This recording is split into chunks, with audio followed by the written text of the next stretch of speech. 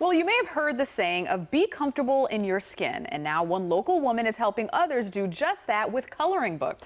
Naomi Winston has published a dozen coloring books since 2019, all with the goal of helping young people not only see themselves, but to learn about others.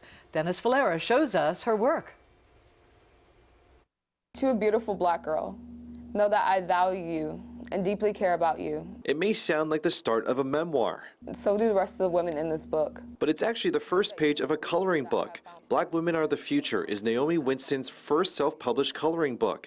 The Louisiana native was inspired to create it when she heard her cousin deal with colorism, which is discrimination against those with a dark skin tone. I took her to the park and she kind of refused to get out the car out of fears of getting too dark and wishing she didn't look like this, whatever this meant in her head. And the drawings inside are real people, not just historical figures. Just sex from my sorority sister. But people Winston knows that kids with similar backgrounds could connect with.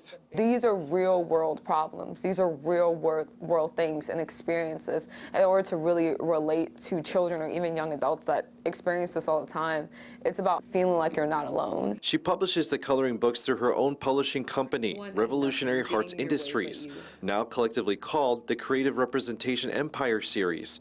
As you can see, the coloring books have only become even more inclusive.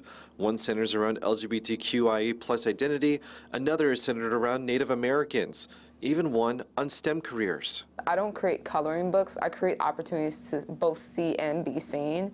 I like to say that we create mirrors of representation for black and brown kids to see themselves and their stories and their cultures reflected. Knowing cost can be a barrier. Winston is trying to work with school districts to get more kids access to her books. We've already seen how much teachers and youth organizations have said that the kids are so much more engaged, that they've opened up, that they feel seen for the first time. She's also trying to be more involved in Baltimore. Recently, she had an immersive art experience where people could paint pages from her book. That's definitely something she'd like to do more of. Reporting in Baltimore, I'm Dennis Valera for WJZ.